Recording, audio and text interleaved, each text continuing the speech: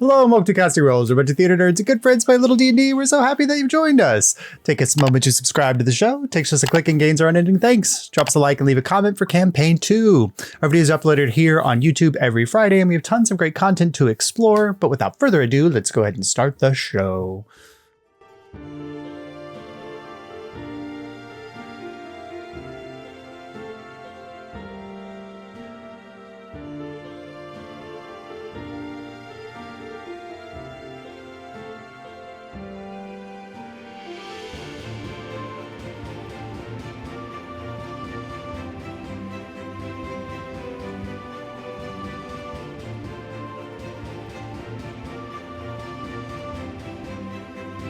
Welcome back, Starstriders! So last time, you all successfully escaped from Thalindra's banquet during the change over to the dagger phase and made it to your quarters and safety with the help of Yuna.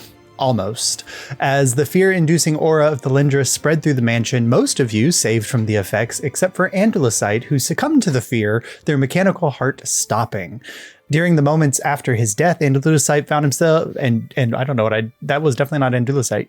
During the moments after his death, Andalusite found themselves in another vision of another time, traveling through the continent of Asale with a man named Divine, who called Andulus Leaf.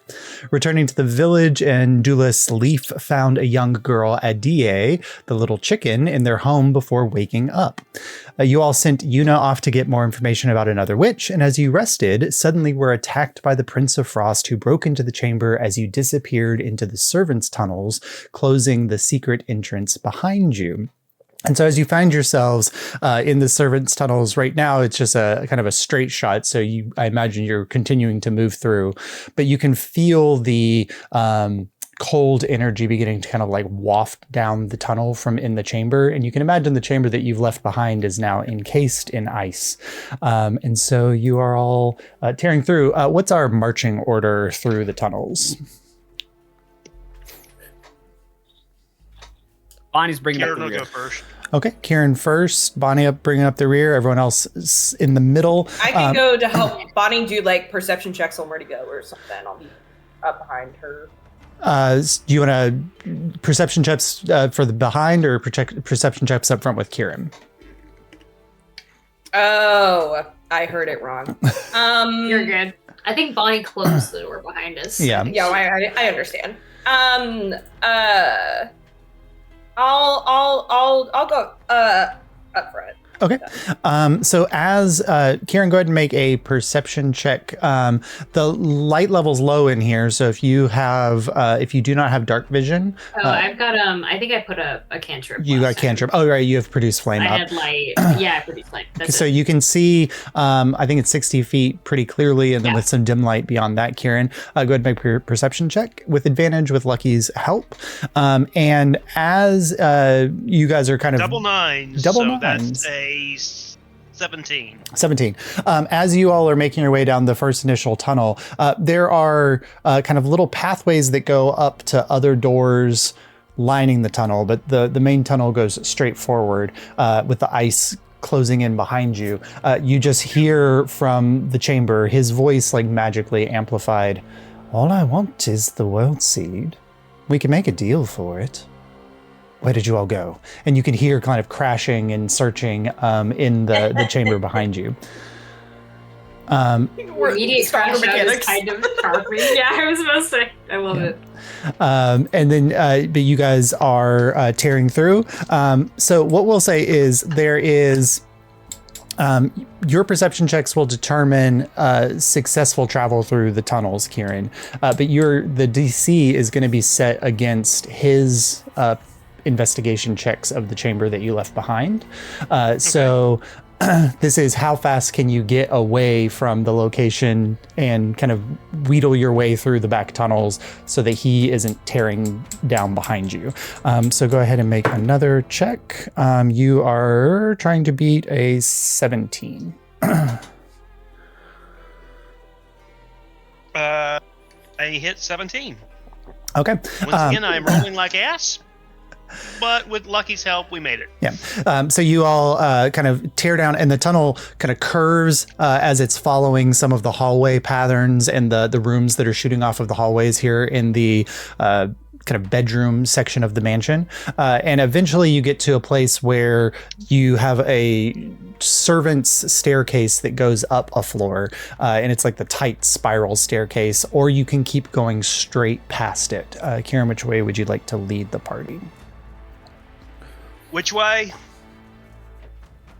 What? Up a straight. Up.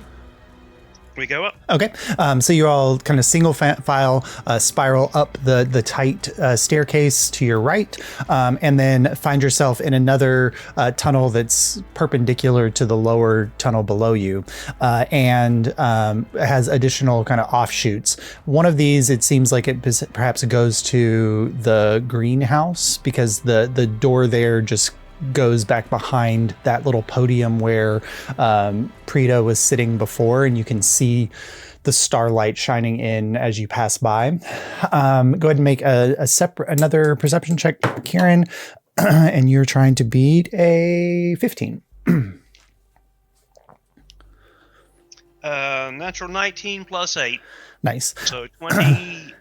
Okay. Excuse me, 28. All right. So you keep going down this way, and eventually, with 2 successes, you hear ahead of you, Kieran, footsteps in the tunnel moving your direction, but they're still out of sight from the light from where you are. Do you keep moving forward, or do you stay and hold? Continue to barrel forward. Okay. So as you're moving forward and Dulicite's light filters through, suddenly like the meek visage of Yuna appears before you, and she's like, "Oh, I was coming back to the chamber. Why? Prince Frost, keep running." Oh, okay. This way. And she takes a right from the main tunnel and then starts leading you through a couple multiple little offshoots. And then you hear a crash further down the tunnel, back from where you came, realizing that he has probably at this point blown open the bookshelves and is entering the tunnels behind you. There's only one other place in the mansion that would be safe, even from him, and also from Thalindra for tonight. Shall I take you there? Yes. Okay. And so she guides you through and eventually gets to a location where there is a doorway. That this one is, all the other servants' doorways have been very basic wooden structures, nothing ornate. This one has 3 orbs on it. And she looks at you each, and she goes, and Dulicite can probably help, but are there any other powerful magic users among you that could potentially aid in opening this door? Robert? Yeah, sure, I'm willing to help. Okay, she grabs your hand, Ravik, when you say that, and she places it on the upper orb, and then kind of addresses Dulicite to place a hand on the other orb as she puts another one.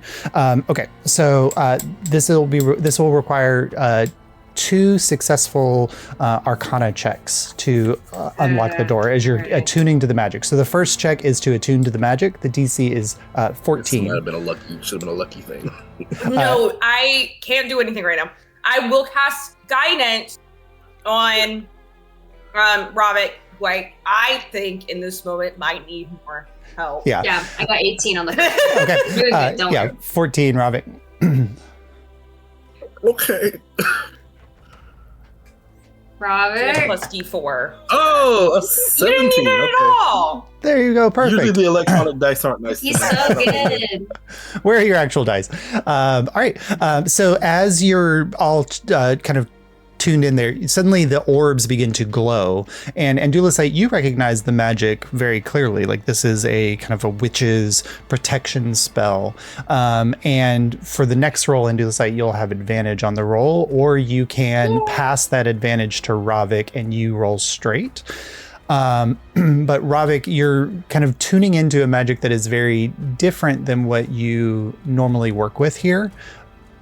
But like, am I allowed adjacent. to know the DC? Nope. Okay, I think I will keep my advantage because I am kind of worried. Okay. I've been rolling so badly, and I think I'm so sorry. Indulcent cannot be responsible for something going wrong again. As you all die. All right, so... Me as a player, I can't take it. I'd rather all of us die than me fuck up. I'm sorry. Okay. Let Let me... in case this doesn't work. I will let roll you... straight. You got this. I will let you know that you'll have 2 I can chances. do guidance. Yes, you have guidance. Yeah, because It's a until concent- the spell ends. Yeah. but it's a concentration So he's spell, just right? got it. Yeah, he's got it, yeah. You got guidance still. Unless it takes longer than a minute, I don't think we have that. I think concentration now lasts for 10 minutes. Or not concentration. I think guidance, does it last for 10 minutes? 2024, they didn't change it? No, that would be a crazy cantrip. Oh, it is still just 1 minute. feel Yeah, like- good. No, he said. Yeah. All right. I think it lasts 4 days. I mean, you could just keep doing it. You It's could, a yeah. Cantrip. Yeah. But All right, so Ravik and Indulisite, roll your Arcana checks, and Ravik got a D4, and Indulisite, you got advantage. I feel like it was good that I used advantage. all right. I didn't roll them separately, but I got 22. 22. How could you? It's not good. Is it a natural How could one? It's a natural one. Okay. The beauty is that Yuta rolled a natural 20. Oh, thank you, Yuna, MVP Yuna. Can I add a D4 just to see? No, because that's even with a natural one. You're still not going to get to the DC. It's so fucked. So in Indulisite, you feel the energy kind of lock into place on yours, and then Yuna's locks into place as well, but Ravik's is still not working properly. But with the cancellation of that, you get a second chance, and he hasn't yet caught up with you yet. So you've got at least one more chance, Ravik, to get this. I'm just rolling his investigation checks to see how quickly he's moving through the tunnels. Now can I help Ravik? Yeah, so you can help Get Ravik mine stable? and grant him advantage. Yeah. Okay, now you get advantage. All right, so my hands are a little Ravik, you're my wet best there. Let me You're try my that best again. buddy. You're I my won't let best you buddy. down, best buddy. Oh my I won't gosh. Think like Indulisite.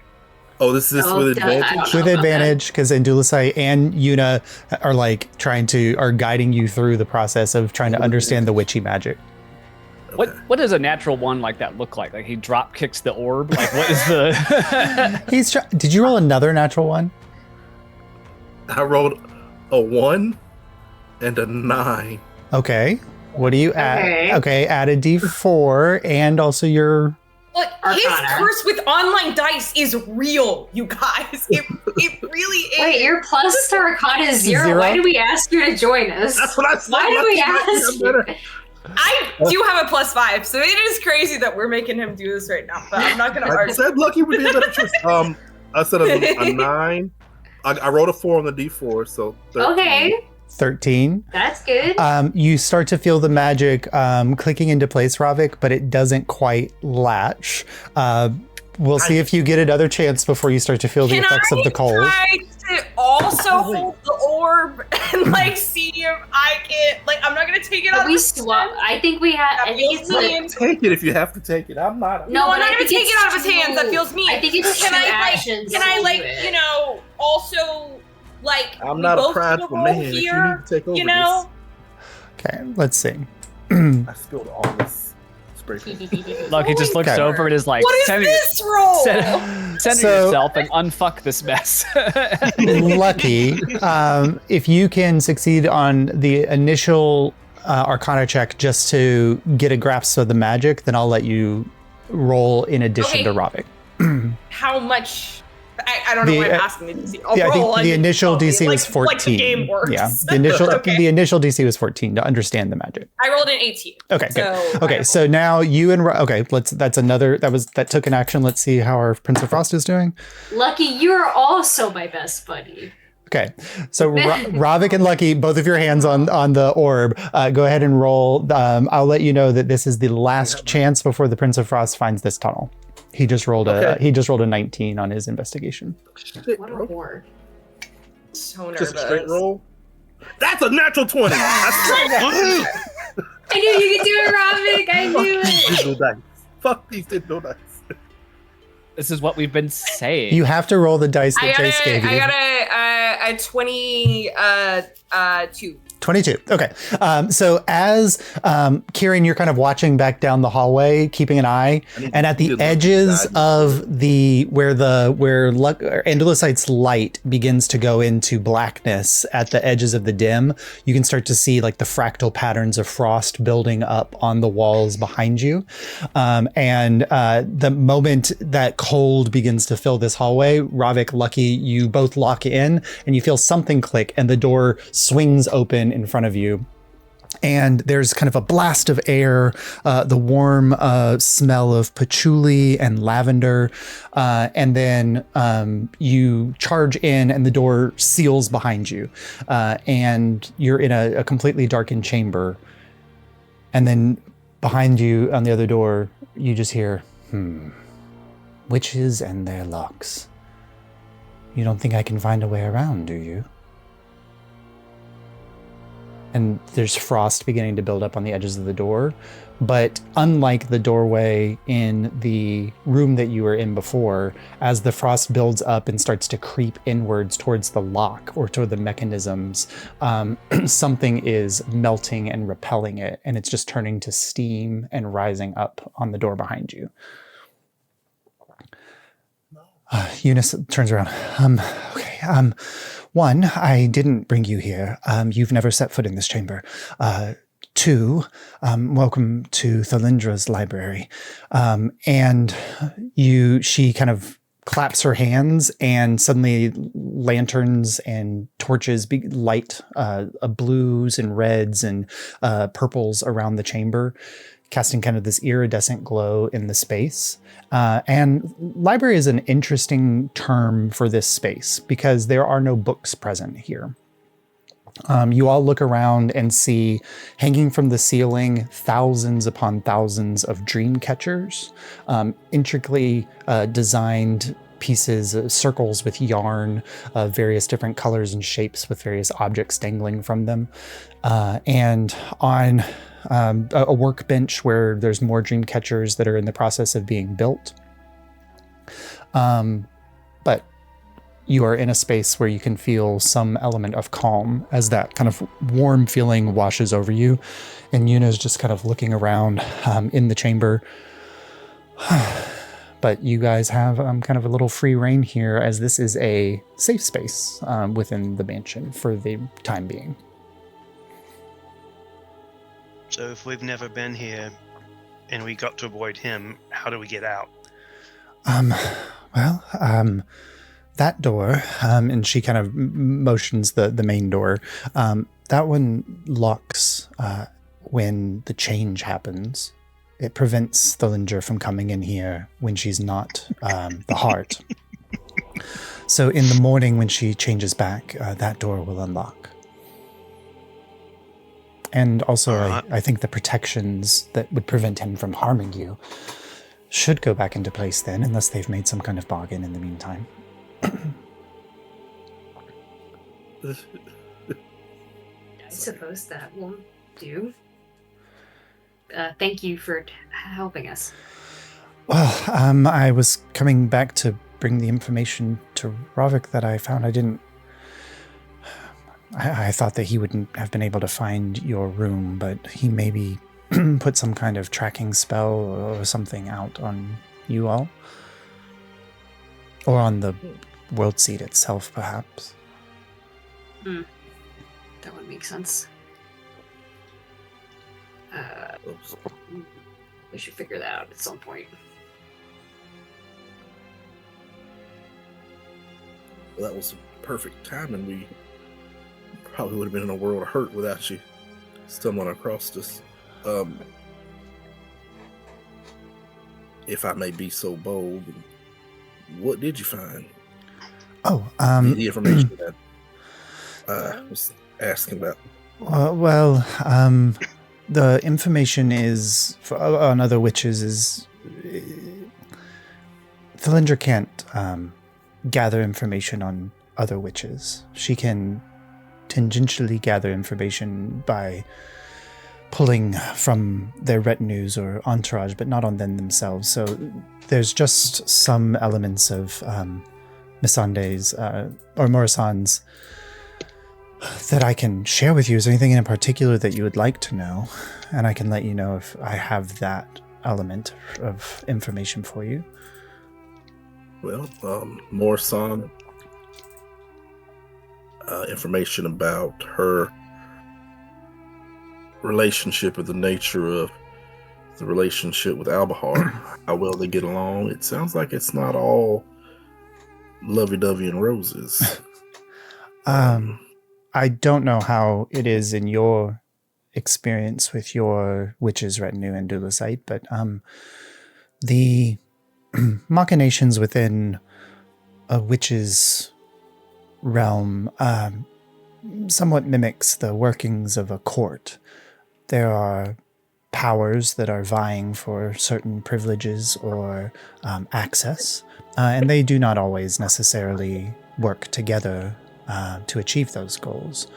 It seems that only in the last 10 years or so, Morisan has formed a relationship with this Albahar. He was perhaps a paramour of hers. But it seems he is trying to get a foothold here in the material plane using her assistance. I wonder if that's something that would rub her the wrong way. Her Morisan or Thalindra? Well, both, now that you mention it. Well, love among witches is an interesting thing. To be a paramour of a witch is to be a morsel, to be enjoyed for a time. They don't necessarily develop long-lasting relationships or partnerships, as it were. If their relationship is good, then Albahar may be blessed. But witches have the mating habits of mantises for those that they find themselves no longer interested in. Well, I really would assume that he's not that generous of a lover. She can't stay too interested for too long. It's just my opinion. But He is a fairly powerful member of a witch's retinue, though. I think of all of the retinues, probably one of the most powerful. So it is interesting for a witch to make a partnership with someone of such. Witches don't make friends with archfey, and for his place, he is most likely of the same level of power as an archfey would be to the Feywild. So she probably wants something from him. Yes, perhaps. It may be a mutual partnership. and as soon as he's no longer useful, I would assume she wouldn't want someone that powerful that close to her. It may be the reverse. I do not know if Thalindra is more powerful than the Prince of Frost. For instance, as an archfey, she does not like him, but she allows him to walk freely in her halls. Perhaps Morrisand has found herself in a position where she's had to make an agreement with a creature who could destroy her. Maybe. It's hard to know. Can I make an insight check, Josh? Yes. Although, yes. Still got exhaustion level 1. What does that mean again? -2. There's 2. Okay. One day you'll be arrested. God, it's One just like, day. You still read. Cool. So that's a 2. A 2. Yeah. What you get, and Seems genuine. what you get from this is that she's genuine. And the sad reality is that we know that Yuna is incapable. Lie. She doesn't lie. She refuses. Doesn't lie. Mm-hmm. She doesn't always tell you the full story, but if you ask her the right questions, she has the information. She doesn't lie. But you don't get the additional. Bonnie doesn't get the additional pang of moral questioning in which she decided to look into and see if this like paragon of virtue is lying to her. Like, I'm gonna stop you right there. Bonnie doesn't get a lot of things. Like, That's true. But Yuna's looking around. I wish I could give you more information, but as I said, the library cannot pull from a witch herself. And Albahar isn't on this plane, so he doesn't have a marker here as well. Here in the library. Yes, and she kind of glances up at the dream catchers over your head. But other members of the retinue of Mori-san might have some information here? Yes, all but her apprentice. Or any who make this plane their home. She has a few members who kind of travel between the Feywild as most witches do.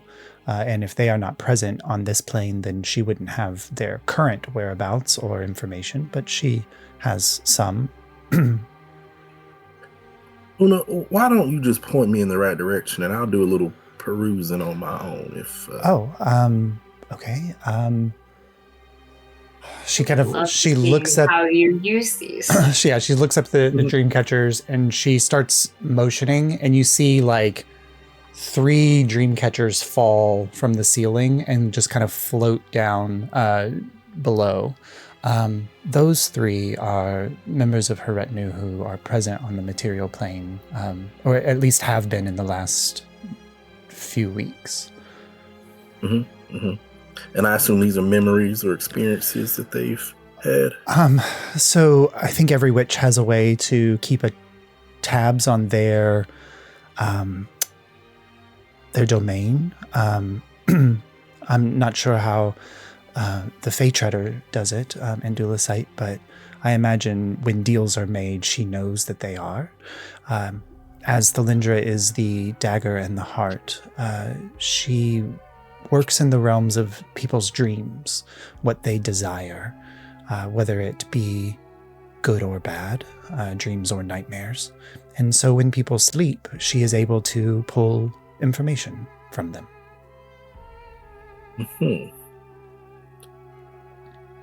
And if I wanted to review some of those dreams, some of that information, I just interact with the dream catcher. She takes a dream catcher of the 3, and she hands it to you. She says, "You just have to focus on the center point. All of the dreams are captured in the web and find themselves foci there. So focus your attention on the center of the dream catcher." And as you do that, Ravik, I need you to make a wisdom check. Wisdom. Not charisma. Yes. You wish. Flirt with the dream catcher. It's not a saving throw. It's just a wisdom check. It's not a high DC. Hold on, because Lord knows these digital dice do not give up. Well, not me. Oh, that's cocked. Because my table here is a little slanted. Ooh, a 19 plus okay. A 20. Not that. So, Ravik, as you're focusing, there's a moment where you're just staring at twine. I mean, it's well put together, right? But it's like these twisted twine looped into intricate patterns, like a web-like pattern that all culminates in this perfect circle that is formed by the tension of the twines on the outer rings of this catcher. And there's shells kind of dangling by thread from this as well. And you're focusing on it. And for a moment, you're like, nothing's happening. You're kind of digging in. And then suddenly, like, your vision goes into it. As Ravik as his mind vanishes into the dream catcher, what are the rest of you doing? I want to look at the disassembled ones. Sure. Go ahead and do you want to just make an investigation check or just a cursory glance? I mean, I have zero hopes that any of this is going to work out for Bonnie, but we'll do an investigation, sure. Sure. Okay, I rolled a 19, which makes that -1 to start, and then another -2, so that's a 16. Okay, 16's not bad. So you walk over to the workbench, and for someone as big and tall, Thalindra's always presented herself as 7 feet tall. This is like a very comfortable. There's a workbench with a very comfortable chair, like that an old grandmother would sit in, like a hunched 5 foot tall grandmother that would knit in this chair. And you see that there are bundles of twine, or what are those called? Spools of twine, and then bundles of sticks. And the sticks are all these like bleached white, like almost like aspen type, like maybe white with a little bit of gray. You can see where she's pulled the bark off of some of them, but they're in one place. And somehow she bends these or braids these sticks together into circles and then uses the twine to kind of bind the whole thing together. And you see, you're not sure what the significance is, but you see 3 different colors of thread. There's a blue, a red, and a like crimson dark, like wine dark color. And then there's a smattering of like leather strips or other like ribbons with feathers and beads and shells and rocks and all kinds of things that you could attach to those there. There's one that she looks like she's been working on where she's partially bound the outer circle with twine, but she hasn't started to work on the inner portion at all. And there are 3 ribbons attached to it, and all 3 seem to be chicken feathers.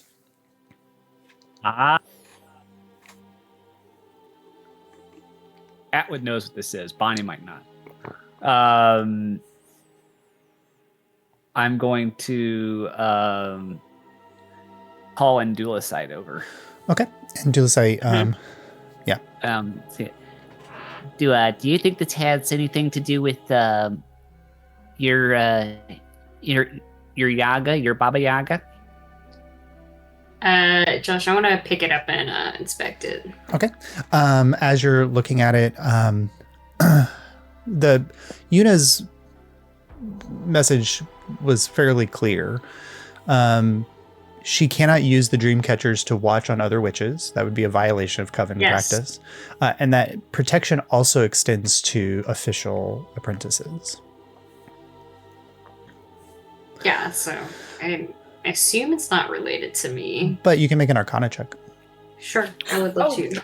I understand what this is. Yeah. I just had a thought.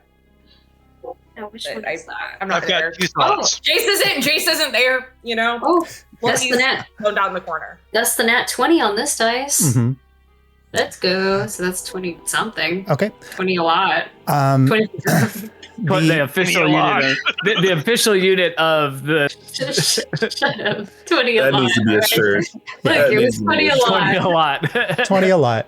As you pick it up, it's incomplete. All of the materials are there to finish it. You can tell it's kind of that she's using the blue thread to do it. The chicken feathers are dots. I was gonna say that's the workaround. It's either dots or the huts. It's spying on your familiar. It's not spying on you. Can I try to go into this like Ravik has, or do I know that if it's not complete, I can't use it yet? It's not complete yet. It looks like something that she's been working on. Probably since she's only known Dot for about a day and a half. So probably in the last day or so. I glance over to see if Yuna's distracted. Let's see if Yuna's watching you. Highs or lows? Hit me with highs. Okay. Let's go highs. Yuna is watching every move that you're making. Okay. Can I notice this interaction between? Yeah, you can make an insight I'll check here. glance over it. Oh, that's Yeah, I'm kind of. so no, I got nothing. Yeah. But she I'm doesn't. looking at Mr. Rifton with huge eyes, and he doesn't know what I mean. She doesn't look like she's looking at you like with concern. She's just. It's almost like the look of like a docent at a museum. Like she's waiting if you have questions or if any of your party have questions. I like hold it up, and she's curious about my familiar. She can't watch a familiar. Familiars are part of a witch. They share the same soul. Dot is not a normal familiar. What do you mean? I don't know what I mean. Well, if you... I doubt there's much other use for chicken feathers in a piece. I'm like waving it at her. Well, the feathers usually, not the trinkets usually are help with the focus, so she can identify easily which dreamcatcher goes to which person.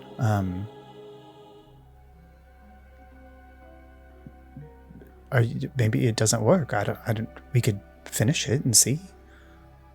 Do you know how to finish it? It's one of the first things she taught me was how to make the dream catchers. It would be helpful to me. Okay. So she kind of walks you through, and she's going to show you very quickly kind of how to put these together. Bonnie's paying very close attention. Yeah, you're watching as she's like taking thread and kind of wrapping it around, but then like catching the thread at certain points and pulling it to other locations so that central line of thread begins to stretch in different directions. And then as she continues to build this around, there's just these spools of thread that are moving outward and catching that centerpiece at different locations until it begins to form a circle. And then you can't really tell at what point choices are being made because it all seems to be very fluid. But the way that she spirals the thread or she branches off different points of the thread seems to be completely improvisational. But she eventually kind of finishes and closes the loop. And it takes her 10 minutes or so, or longer than that, 15, 20 minutes to get a... She said, but this isn't probably completely finished, but it is probably done enough to see. But if it wasn't complete, she wouldn't have anything on you. But, and she takes it over and sets it on a rune that's on a table. And she casts a little spell over it, and the table glows. And then she hands it back to you. You can, if you have the ability to check on the magic, you can see who it's trying to follow. Right. Is that Arcana trick, Josh? Yeah. Mm-hmm. Okay. You know, Baba Yaga taught me how to make stew once. It didn't taste very good. She said it tasted better with children. Just what? Make a I don't know. That's what she said. I couldn't tell if it was a horrible joke or not. I think it's a joke. I don't think it's a joke. I think it's a joke. She did a little laugh after, but it was it a maniacal laugh or was it a joking I think laugh? all her laughs sound a little maniacal. Oh, But that's charming, that's comforting. Charming way. Yeah, it's like a very like ha ha ha ha ha. It sounds like more like a cackle than a laugh. Yeah, it's like a cackle. I got an 11, so I was distracted by my thoughts of stupid. So an 11 is enough for you to know that the magic of this is active, but it doesn't work. And it's not because Dot is not an appropriate target. It's missing something. It may be because of Yuna's inability to finalize the spell or anything else. But what you do get with an 11 is enough to know that you can flip the magic, and you, Andalusite, could take this dream catcher, and it could be yours to look at your own dreams. Okay. All right. All right, Una. What do you want for it? We don't sell them. No, we're dealing now. You and I. Oh. Apprentice to apprentice. Well, you all are already bound to take me to find my familiar. I think that is a fair enough bargain. Sure, we'll include in that bargain. Great. And I take it with me. Okay. I love a deal. Yeah. You know, I think I could make these. Do you think people would buy these? I feel like people would buy these. I mean, not with the magic bits, just like, a thing to hang on the wall. I feel like I'm people would having and do say is having flashbacks to when you crocheted that one time and it was so horrible.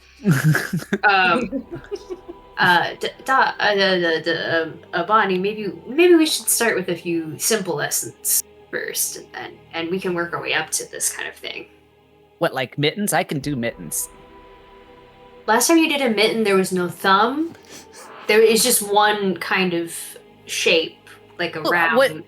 Well, let's be honest. else. Do you need the thumb on a mitten? You're just keeping the hand warm. Crucially, Yes, the most important part. You need the thumb on the actually the most identical part about it.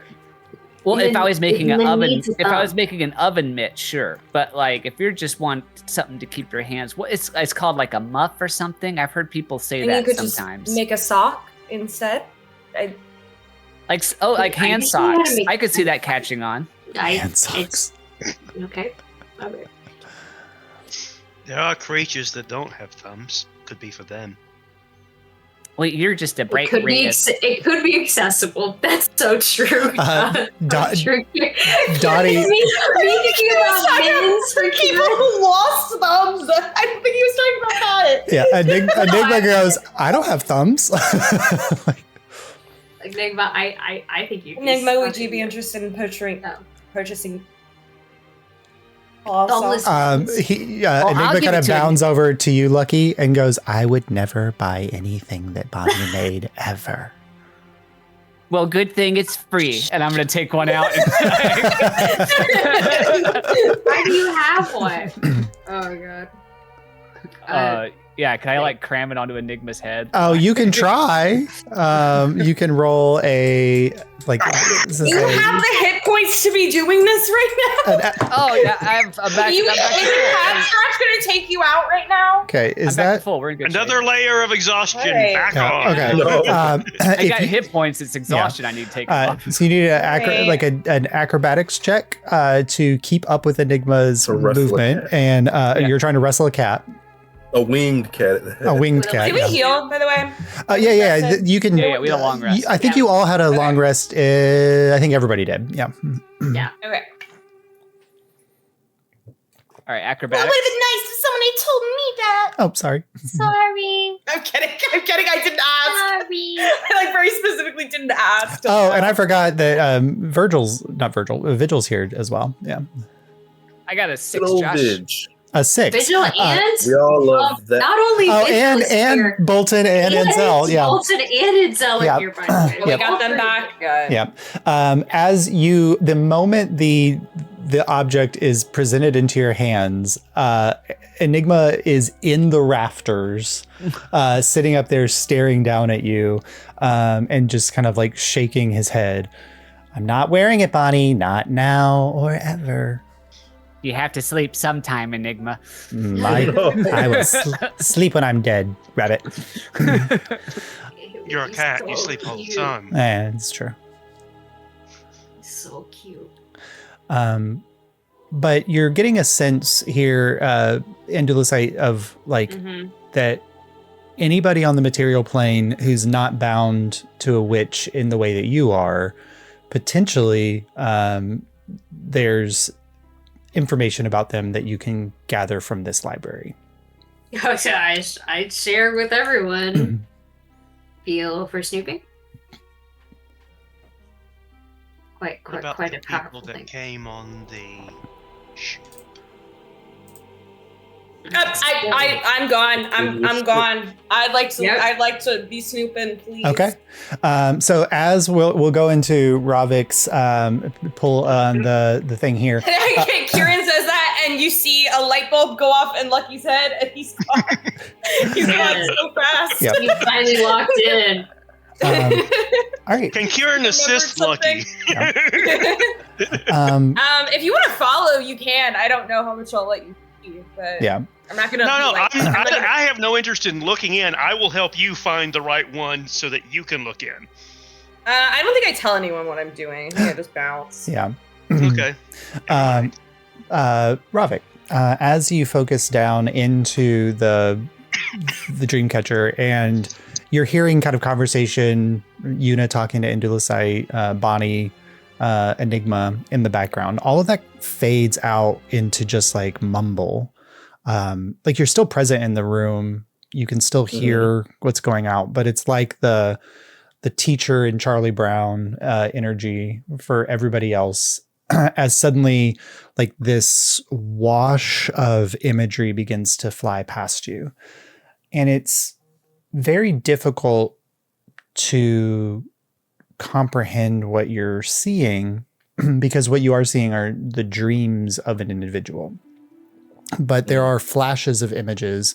Go ahead and make another wisdom check. Just straight wisdom. Mm-hmm. Big money, no whammies. Oof. A 5. A 5. As like, so you don't get the ability in this moment to latch onto any of the individual images, but you do see them kind of flying past your vision. You don't figure out how to like go into one or latch onto one, and so you're seeing from almost like a first-person perspective. So you don't know exactly which member of Morisan's retinue this is. But there's like an image flies by of someone swimming through impossibly dark water. So dark that you can't see sunlight piercing through from above. They swim over silted bottom of the ocean, and then suddenly the ocean floor falls away and they're swimming out into a vast and open space as a massive trench falls down beneath them, and the edge of the kind of crust that they were swimming over a moment before recedes into darkness, and you watch as they're just swimming out into an impossible darkness with no light surrounding them in any direction. That vision flies past, and then the next vision comes, and the same individual is walking through a very, like, not a mansion, a very modest hovel, but there is, like, looking out the windows here, there's coral, there's dappled sunlight kind of streaming down from like through water that's casting odd shadows and plays of the light here. There's coral out of the windows, and you see a woman that she's walking up towards. Probably looks to be in her 50s or so. She's wearing a very modest robe, an apron, and she's baking. And she turns around and says, just in time for cookies, as that vision kind of flies by. And then another image comes up of a pod of dolphins, and this individual is swimming within the pod of dolphins. And then she reaches out and grabs one of the dorsal fins of one of the dolphins, and then just tears off in faster ahead, and then eventually is lifted up into the air and breaks the ocean surface. And you get the sense that like she's not doing this for fun. As she gets up above the ocean's surface, you can see that she immediately like looks to the coastline and is watching for something. And you see Indulusite, Ravik, Lucky on the coast, walking away from a temple. And then she dives back down under the water. And then that vision kind of flies by. And then you could kind of pull yourself out and you're out of the dream catcher. So this is someone that was watching us. Mm-hmm. Yeah. I don't remember if you had been there, but me and Lucky talked to them. I don't remember if Lucky did either. I think it was just you. One person I think stayed with me. Okay. It was Ravik. It was Ravik. Yeah, you and me. Oh, you it It either was watched or Ravik. talked to her too. Ravik. Yeah, it was what, our session 0? It was session this 0. was Yeah. our session 0. Yeah. God, I was being very good cagey memory. about it, but Yeah, you were like, I gotta go and see what's up with this. And I was like, I'm not. you're like, I don't care. And Ravik was like, I super care. What is he doing? Oh yeah, Mhm. totally. So I know who that individual is. Yeah, based on that last one, there was a siren or mermaid that was tracking Andulicite and found you all Did we get a on. name? I don't remember if she gave her name. She just said she was I working think she for said it to me, but I don't know. the She Deluge said- in the Stream. Like all you would have gotten, Ravik, is that she was working for the Deluge in the Stream. And it was kind of a warning to Andulicite that you were encroaching on her Oh, boundaries. yeah. Okay, gotcha. Very I'm physical. gonna set that one down next to me and pick up the next one. Okay. All right. As you kind of focus in on the next one, go ahead and make it's easier now that you know how to activate them. You fall into the dream catcher. Go ahead and make the wisdom check to see if you can latch on to any particular memories. Oh, that was a 14 plus 1, 15. 15. Here, as you're kind of focused on the second one, suddenly that stream of images flying by slows, and it's almost like you see like windows flying through your vision. And as you focus on any one of the windows, you can see it kind of pull in and kind of come right in front of your vision. Like you can look through the window into that dream space. But so you can actively control which visions here you're looking at. I'm looking for any that are like conversations with Marisand or even maybe Albar. Maybe this specific individual has had interactions with the Myriad himself. Okay. This individual, it like a lot of the visions that you see of them do not have them being in the water. So you can tell this maybe be a member of Morisand's retinue who doesn't spend a lot of times under the waves. Go ahead and make an investigation check. Investigation. You are sorting through a person's entire life of memories here. Okay, all right, I got a little plus to investigation, all right. 18 plus 3, 21. 21. Yeah. So as you're kind of focusing, you realize that like you can clear some of the clutter of the vision. And something strikes you as you're working through the magic that like these are clearly like fragments of memory. And it kind of tells you a little bit of something about how dreams work, is that it's the brain's attempt to like clean out stuff that's not necessary to hold on to. So that you can lock things away into long-term memory, like the dusting of things, and that these dream catchers are designed to catch that dusting of memory. And you find one memory here quickly. There are probably dozens of conversations that this person has had with Morisand in particular, but you see them walking along a beach. And there is that same 50-year-old woman, very, again, modest dress. She doesn't have her apron on, but she is holding an umbrella to block the sunlight from her as they're walking along the beach, arm in arm. And the vision kind of moves away from Morisand as it looks up at the coastline, and there's just these tall like mountains they're not as tall as the ones in High Wall, that are covered in foliage and twisting vines and like lichen-covered trees. And this is all heading off into a valley that looks rich and vibrant in color and hue. And you're stepping into the middle of a conversation in which Morrison turns and says, "And the Asalans, are they not paying attention to our intrigues?" And you hear your voice comes out and says, "Well, Master, they are a little reluctant to partner with anyone bearing your type of magic, I think. Rather untrusting of magic in general, it seems, at this point." She says, "Well, it would be an easier path to the inner compartments of the continent to find the temple if we didn't have to contend with the villages in the trees. Keep working on them. I think the love affair that you are trying to work up with the prince himself might be helpful. Play that thing."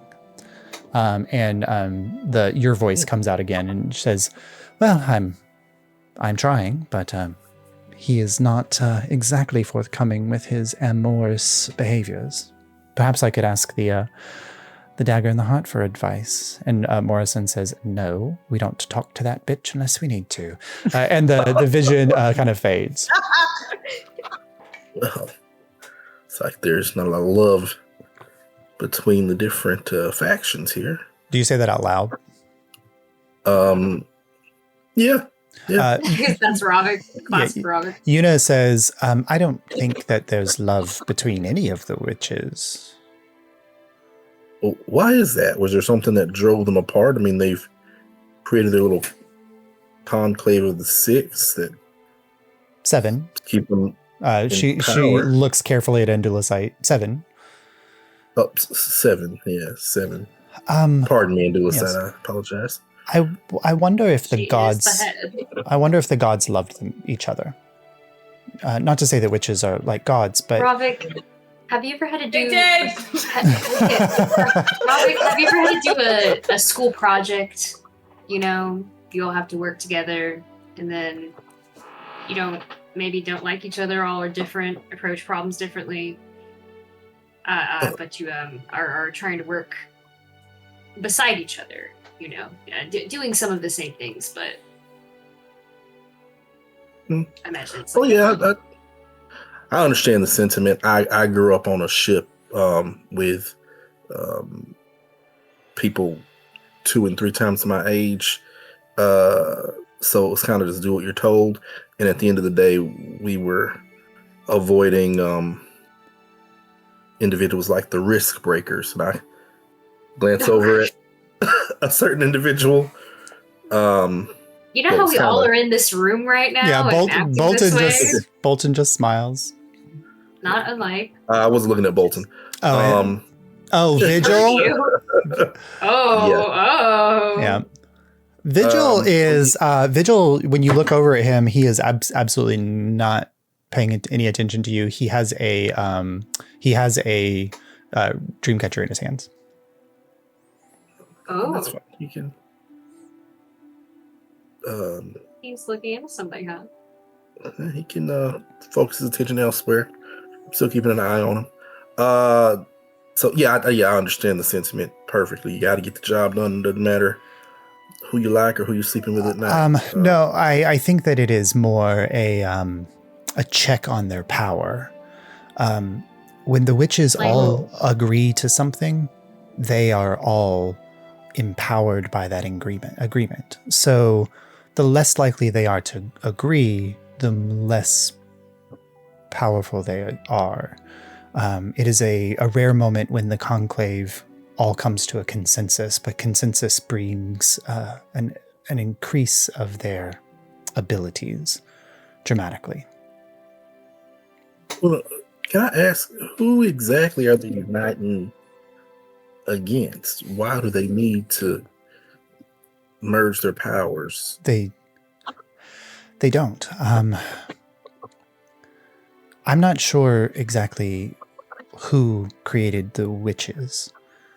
I do know that they were here before the gods, or at least their predecessors were, when the world was wild and uncontrolled chaos, when the Feywild's magic ran rampant, when the primordials reshaped mountains and seas at their whims, and the witches gave a touch of order by overseeing and carefully shepherding a domain for the people who lived here then. I think when the gods came along and took over some of that power, it pushed the witches into a less important role. But they provide, as much as they are chaotic beings, they provide a little bit of structure to the chaos. Morisand controls the delusion's stream. She makes sure the waves move and the tides roll, and the creatures of the sea are not overcome or overtaken or become overpopulated in ways that are unhealthy. But the dagger in the heart makes sure that people find ways to bind themselves to others. And sometimes that comes in conflict. Sometimes that comes in love.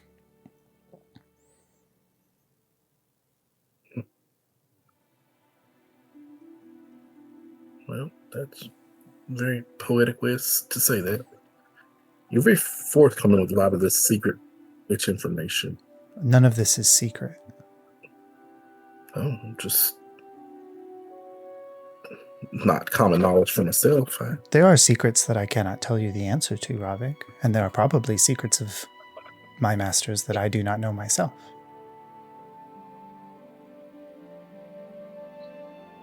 We appreciate you sharing.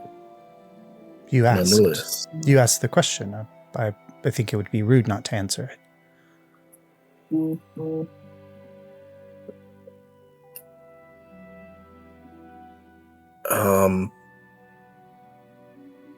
I don't want to monopolize all the time, but I want to dive into the third. Okay. Character. So you go into Lucky. You kind of wade off into the library, and your initial view of the library, it seemed kind of small, but you walk around a corner and you realize that the mansion is 3 floors, and the section of the library that you walk into here is 3 floors, going up to a glass ceiling. And the walls are just lined with floating dream catchers. There's dream catchers flying around in the ceiling here. And the moonlight passing in here, you can tell that it is both, that is magically conjured moonlight, and that is probably what is filling the dream catchers with the information that's coming from them. But what are you looking for? I have the thought that I'm going to get lost, and then I proceed to go off on it anyway. Okay. I'm looking for Simona Ling. Simona Ling. Okay. Go ahead and make an investigation check.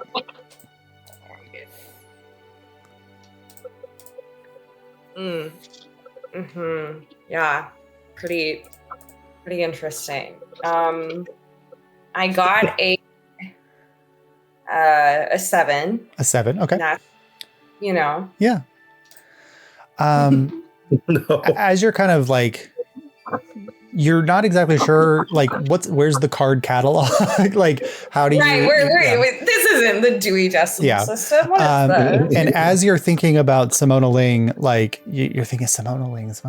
Suddenly, a dream catcher kind of falls to the ceiling right next to you, and you go to grab it, and you're like, okay, I was thinking about Simona Ling. This dream catcher came to me.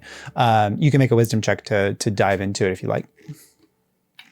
Can I first do a perception check to see if this has anything? I don't know her well, but is there anything identifiable on this that would be like, sure, so this looks like different from the others? The twine is that like maroon wine dark color, and it has 4 different kind of tassels hanging off of it. One has a gold coin like wrapped around. One has like a peacock feather, and both of the other ones are like dried flower pieces. It's hard to tell. I really don't know her at all. Yeah. No idea. Okay. Yeah, I mean, I'll focus on it. Okay. You do kind of a little check. Go ahead and make your wisdom check. Well, why? Okay. Well, I guess, the dice know that the I dice have have forgiven low you. intelligence, high wisdom. Cool. Thanks, dice. You said a wisdom check? Yeah. Yeah. 20. 20. So as you kind of focus into it, suddenly like you start to understand the way the magic works a little bit. And you realize like, oh, like I was trying to use my ability to perceive what is in this chamber in a way that is not how a witch would use her ability to perceive what is in this chamber. I was trying to look for something the way I look for a book in a library. So you get a better sense of how to look for things here. But as you dive in, suddenly you see the same, like those images kind of flying by, and you see like a small, like 2-story house that's it's smashed between a bunch of other houses on a row, like in an alleyway where the second floor overhangs the first floor a little bit. And you from the vision that you're seeing, there's you're looking at a small little girl.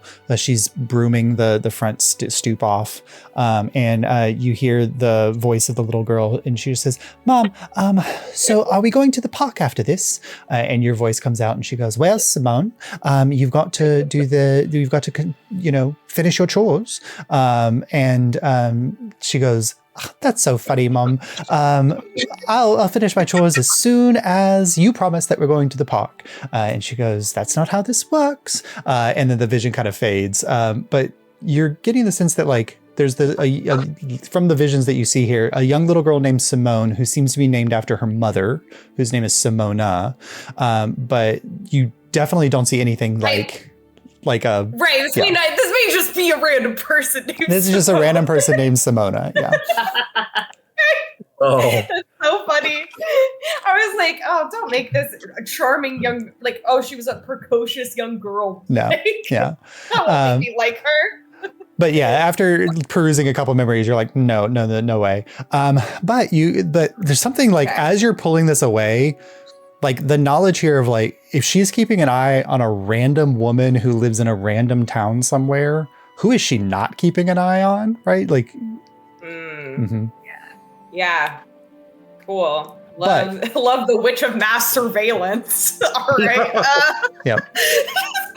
Sister is watching.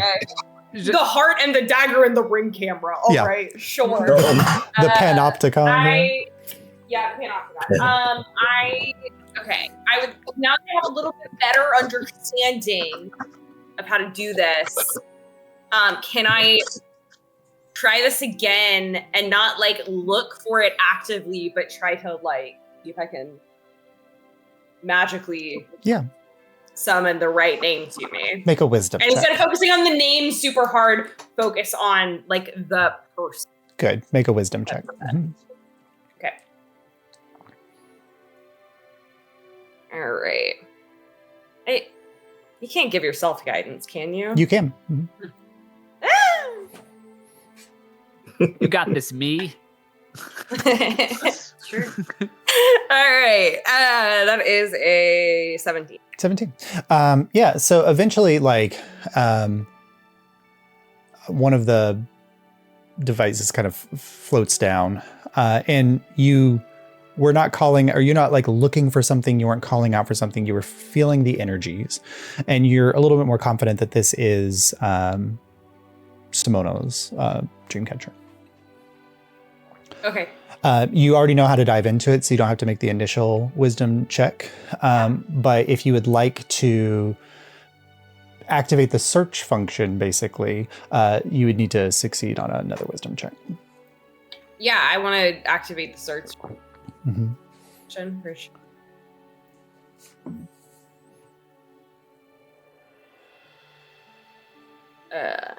plus guidance. I feel like a D&D 5 is version of Clippy. 22. Yeah, it's Clippy. 22. So eventually, like the kind of flood of images goes by, and then eventually they slow down. They're kind of floating there in front of you, and you can maneuver them or pull any of those windows into your view. Anything in particular that you're looking for with Simona? Yeah. Okay. So,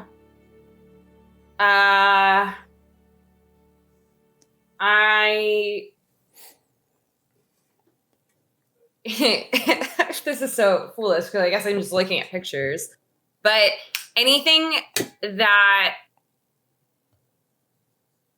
where she is with, like, it looks like it would be with the oh my god, what is her group's name called? The Heretics? She was the original founder of the Heretics, yeah. Or the right, okay, the big, apostates, either way. Yeah. Right, yeah. Like big moments of that. And anything to do with the ship. The ship, okay. So as you're kind of thinking about the apostates or the heretics, there's suddenly there's this. Oh, and actually, can I add one more thing? Yeah. This is, I don't know if it'll change anything. Anything that seems strongly one way or the other with religion. With religion, okay. Yeah. So it's like you've drawn a Venn diagram that is a circle for this. Yeah. Except for the ship components. So the first flood is a lot of images, and it's impossible to tell because you're seeing them from her perspective. It's impossible to tell time periods or how old she was when any of these things were happening, but you're seeing images of Simona walking a road with two other people, and they're it looks like they're walking between towns, and then there's another image not far after that of she's looking out at a crowd of people who are all dressed the same way, and there's, instead of just a handful of people, there's now a couple, a dozen or so, 2 dozen. And then another one where it looks like Simona is giving a speech where she's looking out at the crowd. And so you're kind of getting flashes of a movement that is growing. And then another flash where you see Simona sitting behind bars, sitting in a jail cell of some kind. Any of these moments you can dive deeper into if you like. These are kind of the shifting as what's up with the jail cell? Okay. You see that, and you kind of pull in, and you see she is in a cell. There's a high window here. Seems to be one of those angled windows so that light's coming through, but looking out you just see sky. There's nothing there. And there's just the distant sound of water dripping somewhere, and maybe feet on cobblestones of maybe a guard making rounds, and she is writing in a journal, and you can choose to, she kind of keeps looking up every now and then, but she does look back down to look at what she's writing. Okay, yeah, I want to try to read what she's writing. Yeah. And what you get from the moments where she's kind of writing and what she's writing about here is that she is writing a letter in which she is reaching out for support from to a certain individual named Iris Corday. And she's saying that basically their intentions are aligned with one another. And clearly the government has gotten hold that the heretics are gaining a certain kind of sway. And while they did not have a reason to arrest her, it seems with the pressures from the church and the powers of the church, they have found a way to lock her behind bars so that she can't continue to push this message to anybody. And that a partnership between Vox Populi and the heretics would dramatically increase the influence of Vox Populi. She seems to be implying that the heretics have connections with other organizations that can raise Vox Populi's position beyond just kind of a rebel, revolutionary organization to something with a little bit more legitimacy. Okay. Interesting. Can I back out of this tab? Yep. Can I use the search function to, because Iris Corday is like a well-known figure. I would know what Yes, that you would, yeah. looks But like. you can definitely tell that from where, like, this had to have been pre, like this is like for probably sure. 15 or 20 years ago. Yeah. Mhm. Yeah, I just want to know if this partnership works. If this came through. for her, Okay. So or you if want, this was rejected. so you're kind of shifting focus to her connection to Iris Corday. Yeah. Like the images of the heretics growing, and like there's moments where it seems like she's I walking kind alone. of feel, I feel like I'm like, that makes sense. Yeah. I know what that is. You start to see images of Iris, and you see like Iris in her wheelchair, kind of sitting behind a chamber, and it looks like the chamber was carved out of a rock wall, perhaps, or like maybe a house built into the side of a rock wall. And there's the sound of like a river behind you. And I don't think Lucky's ever been to the Rift, but this was when Iris Corday was housed at the Rift. And you kind of pop into the middle of a conversation here, and Iris is kind of leaned back in her wheelchair, and she says, "Simona, I do not think it's wise to anger those who still hold on to the gods. They have a certain fervor, and we would be alienating a vast majority of the population if we did that." And Simona says, "Iris, I do not think that there is anything more powerful than letting people know that they control their own destinies, as they have for the last 200 years since the subversion began and the gods sacrificed themselves. We have a sleeping ones that still exists somewhere and exerts no control over anything. We've been living our lives as they are. We get to make choices for who we are.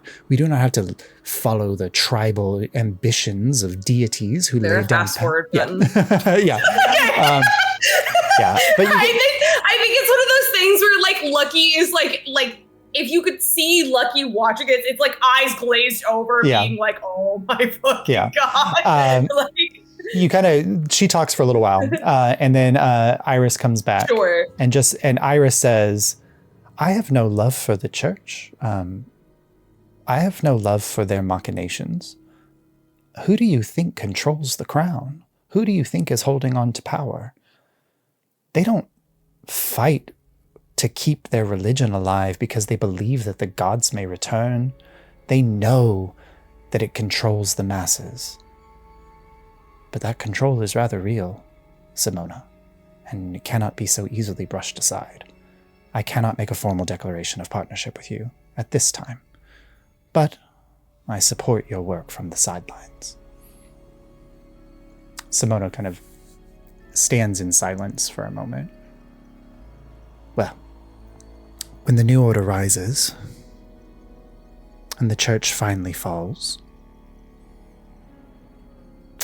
I'll remember who was standing by my side, Iris Corday." And she turns and walks out of the chamber.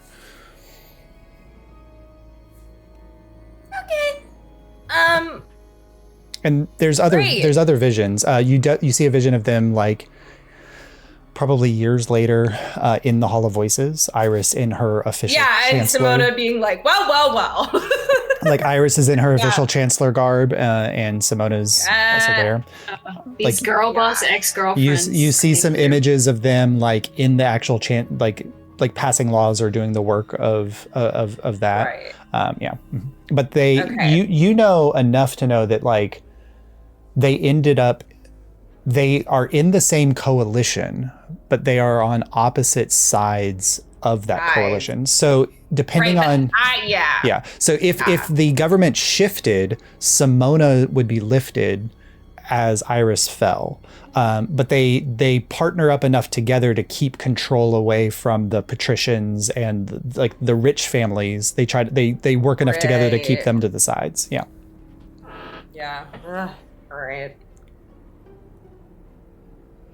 But you don't like just perusing through, you don't ever find there's no smoking gun. There's not like in this relationship with Iris, there's not a moment where it's clear that like Simona and Iris are any more than potential enemies and potential allies. but there's Right, never a and they moment. never. Yeah.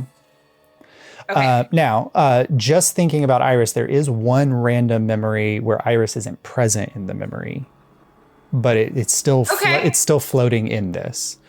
Then what's this about? Yeah. As you zoom in on this, you see a very familiar face. I'm really just picturing Lucky hunched over a fucking like laptop. Yeah, like basically. As walking in Iris's office doors, you see Yori and Taldaran.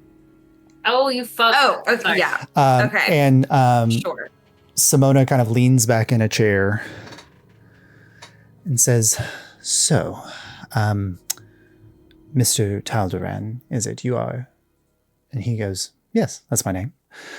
She says, "And you somehow got my assistant to put this meeting on my schedule. What is this exactly for?" And Yorian says, "Well, I think I have a plan to help you be in charge of things, because we can't trust Iris to do it." And Simona leans back. "I think Chancellor Corday is the correct way to refer to her." And he goes, "Right, but doesn't Chancellor Ling have a better sound to it?" And she kind of looks down and she's like, "I'm quite uninterested into the delusional proclamations of a madman. You work with Esper Wynn, as I've been informed." He goes, "Oh, on occasion." And she says, "No, I mean you work with Esper Wynn." He shrugs. She says, "Well, I will have nothing to do with the crazy rantings of that psychotic lady. So no, you may leave my office. And do not put this on my messages again. And I will also inform my assistant that she is either to break off her connections with you, however amorous they may be, or she can find other work. Thank you. Have a nice day." And he leaves. And like tagged to that memory is another one in which she is giving a speech and she is shot at. And you can tell that in her mind, she's thinking, because I didn't go along with him here, he tried to have me killed here. Like she's trying to put those memories together. Yep. So she fully thinks that. Okay. Because she didn't work Interesting. with Vox. Because she turned him down there, then that's what happened. Yeah. Okay. That's that. Like you get the sense because those memories are kind of tied together that she must be assuming that. Yeah. Right. Okay. I wouldn't know her ass was shot at. That's new for me. Yeah, that is new for you. Yeah. Yeah, that's Whoa! I play it from multiple angles. I think that like they gave you information. Like when they arrived on the foresight, they told you about the attack on the attempted bombing, right. but I don't think she told you about the assassination attempt on her. They did it one more time. No, but I would love to follow that up like later on. Like if they ever. Yeah, actually, no. I'm gonna leave this, and I want to pursue the ship, and then I'll be done. Okay. There's also a huge fucking cat in the audience that day. Why is that guy so big? Yeah. Whoa, there's a giant cat. And then there was a really small cat. And they had weird And a accents. frog. at a frog. And the little cat was shadow. Yeah. As you're going to the ship and you're thinking about the ship, the only there's memories of her riding on the ship. There's memories of her like seeing the construction of the ship. But the strongest memory that you have is she's sitting in a chamber, and it looks like a chamber maybe within the Hall of Voices. And she's listening to a presentation in which the two wizards who are here presently, the Archon of Convocation and the Archon of Divination, are presenting information. And you hear one of them say, "Well, it was quite difficult to steal these plans from the Noavians. We have to make some changes here or there so that they can't get a sense of exactly how much we've copied their materials. And I think that we have an idea about how to make that happen. We are going to make, it is a runic vessel. we're going to bind it with our powers. And Simona kind of leans back. I see that Iris couldn't come to this meeting today. I'm understanding the purpose of that is that she's leaving this on my doorstep as the Shadow Minister.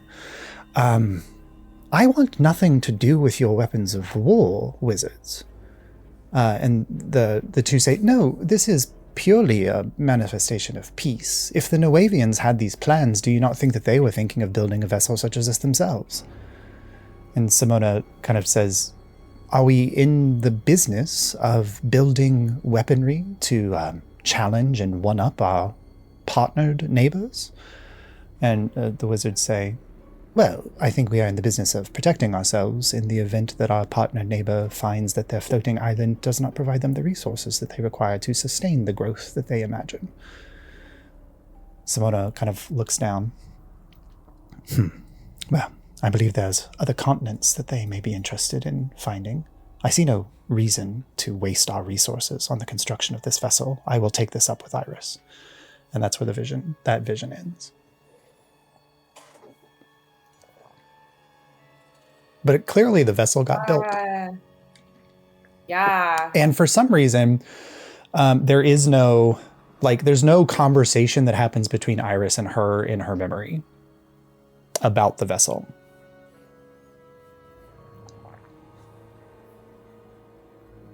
So she never followed up? You're trying to dig into something a little deeper. This will require a wisdom check. The DC is 18. Yeah. Okay. This will also tell you a little bit something about uncovering deeper memories. Oh.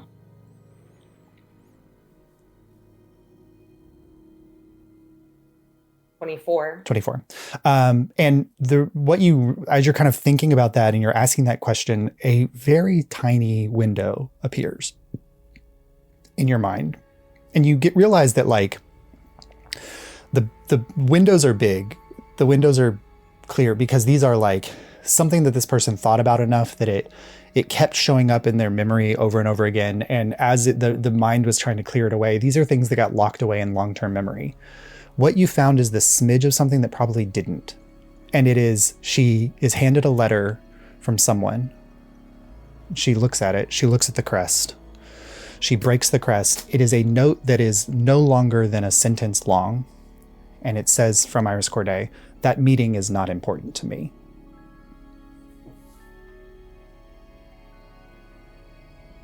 And she crumples up the letter and throws it into the fire. And that's all that memory holds. Oh. Okay.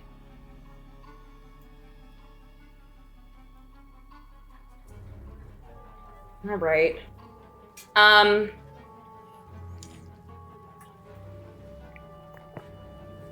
Okay.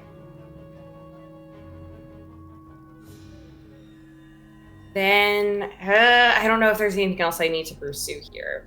Then, got kind of the majority of what I would want.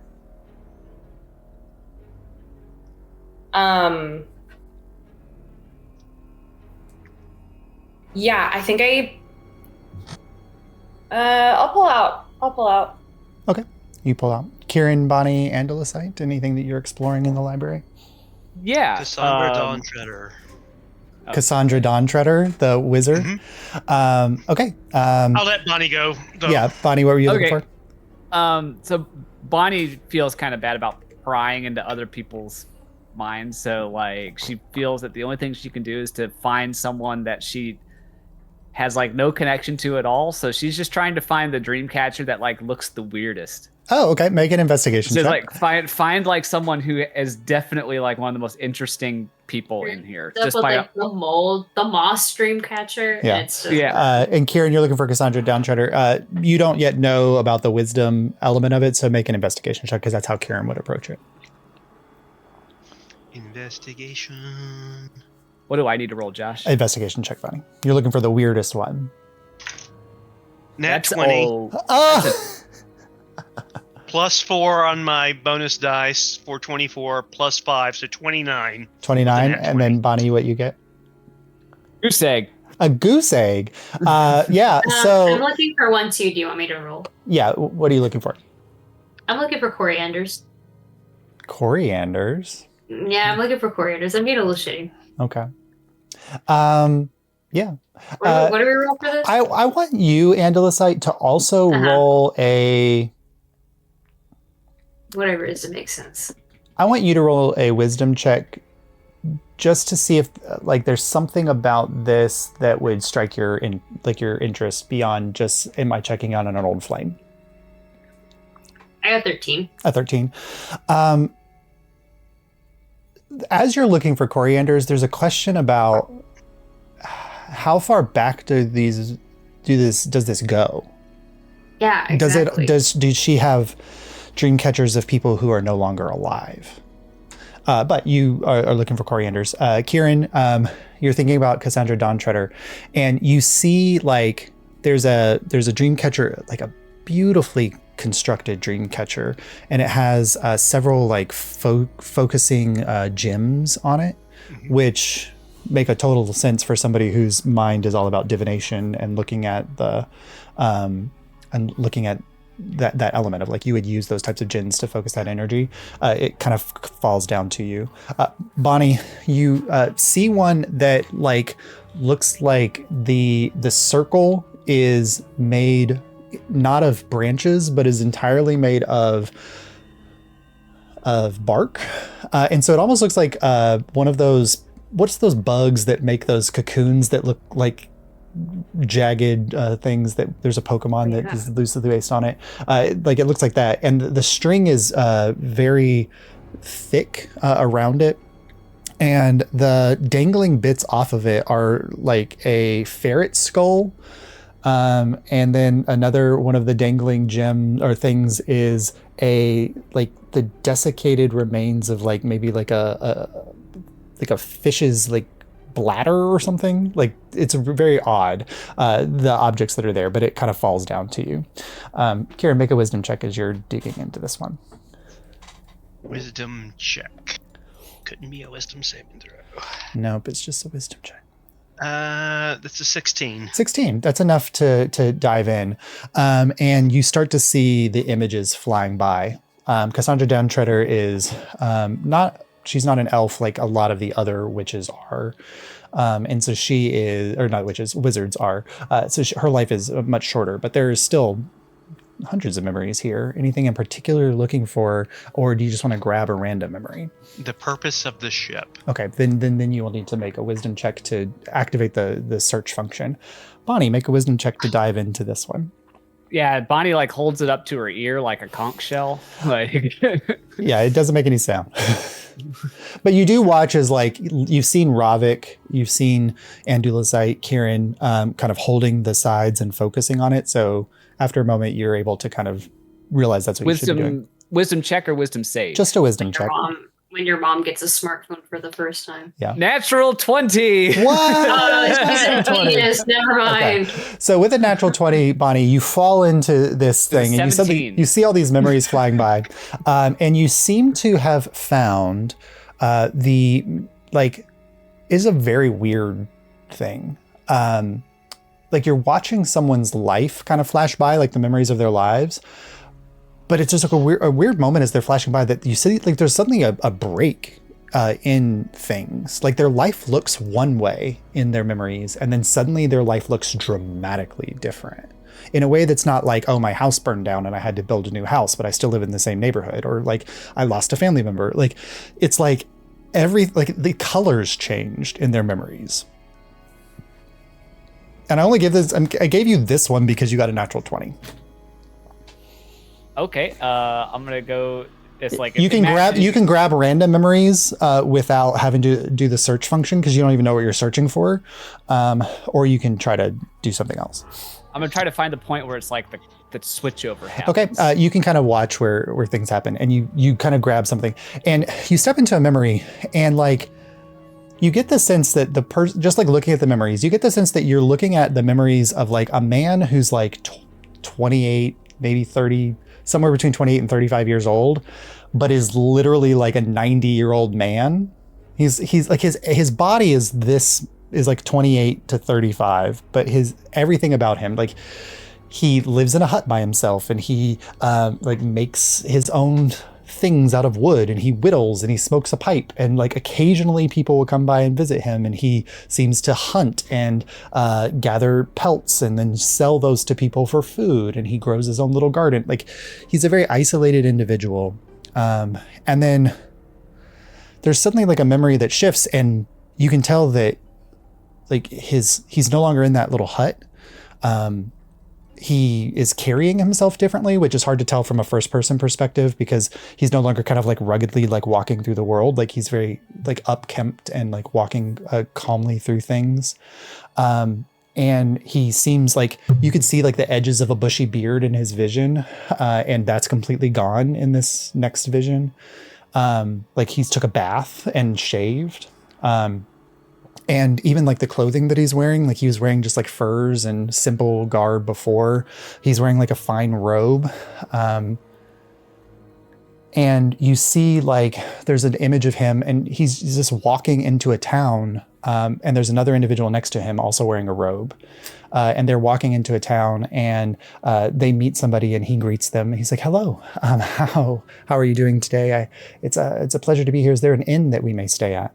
And the people are like kind of look at them weird, and they're like, "Oh, yes, right down the road." And he goes, "Oh, lovely. We'll be in town for a few days. My name is Andreas. It's a pleasure to see and meet you." And the person says, "Okay, well, the inn's right there." And they keep walking through. And the individual walking next to Andreas says, "Isn't it a wonderful thing to just bring the good message to a new village? I can't wait for tomorrow morning." And that vision kind of fades. Well, this is sketchy.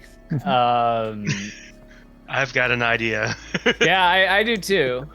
Atwood does. Bonnie is like, what the fuck? Bonnie has never had an interaction with anybody that wears these types of robes, but you can tell that both Andreas and the individual that he was walking with were wearing the same robes. These are okay. The star speakers, right? Yeah. Like, yeah. Star speakers. Yeah. Well, I'm trying to be good and not say it, but It's fine. It's player knowledge. Bonnie doesn't know. It's player knowledge. You get this one because it's you got a natural 20. no, I'm You've trying got not an to say it interesting because one. it's Atwood's thing. That's Yeah. what You got Atwood's in the moment. You I'm got trying an to be interesting quiet. one, Atwood. I'm not shaming Atwood. I'm trying to be quiet Yeah. so Atwood can experience the game. All right, yeah. I'll skip to the end. See where we're at.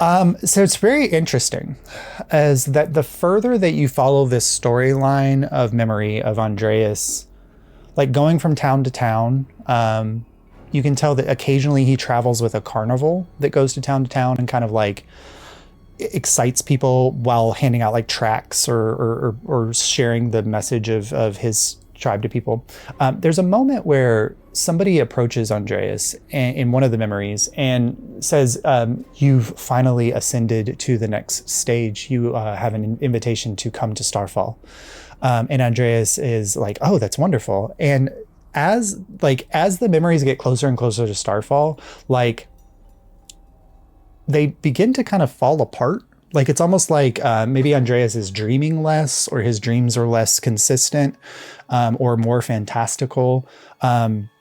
But the dreams definitely begin to fall apart. And eventually there's a point where like, you're not certain, but maybe Andreas died, because like the visions just stop at some point. There's not like a burning circus tent and like a giant monkey like going Andreas was not at that. It was not at that circus, which tells the players that if there's another circus traveling around, that wasn't the only one that you guys interacted with. But eventually, like you do see him walking up to Starfall, and you see like the rocks floating above that are kind of gently kind of floating in space, connected to each other by rope bridges. And there's a temple sitting on top of one of the rocks. And he is looking up at it, and you can just tell that like he sees it for the first time, and you don't know, but you get the sense of like this adoration of like, oh, I'm finally here. I'm finally seeing this. And that's one of the last clear memories. All the other memories are very shattered or broken. Right, well, Bonnie feels guilty, but also concerned, so she'll back out and hang up the. She'll hit save. And... Save, yeah. And you kind of release the thing. It goes up. Kieran, Yes. what was your wisdom check to activate the search function? I rolled a 19 plus 2. 19 plus so 2. for 21. So, two things. One, you can ask any question of this, and there will be an answer. Two, Cassandra Dawn-Treader knows when she's being watched, and you are aware of that. And that's where we'll pick up next week. Damn. I So have one question. yeah. So I'm going to ask one question. if you will send me the question, Kieran, that way I can make sure I have all the lore that you need for it. But you also get the sense that like the longer you dig in, the more likely, like the fact that she's being watched at all by the witch is probably like she's aware of that. But you activating it, like, so one question is probably a safe amount of questions to ask. But if you send it to me ahead of time, I'll have all the lore ready for that. And then Ravik will do yours as well, and Dualisite when we come back next time. Yay! But there's a lot with Dawn-Treader we can get into, so I didn't want to carry us over. It's gonna be a lot. That's one of the exact right people to look into here. I actually wrote names down. Who I'll be right back. Asma Refera? Hold on, Liam just left. he had to. I don't remember who that He is. said he'd be right back. Who? He had to go to the restroom. What is I the wrote down, context in which you wrote down that name? it was Because I don't remember underneath that. Simona Ling, Tonic O'Dare, Vigil Saffer, Quinta Brown, Captain of the Foresight. These are the people who came over on the ship. Yep, Sola Arturium, Cassandra Dawn-Treader, and then Asma Refera. I don't So remember it could be a thing, it could be a name. I didn't write down, but it was written in that same section. I don't see it on his NPC thing, but. All right, guys, I gotta head out. All right, bye, Ronnie. I love you Have a so good much. one. See you later. Yeah, I don't see it on the stuff for that. Guys, now we know that canonical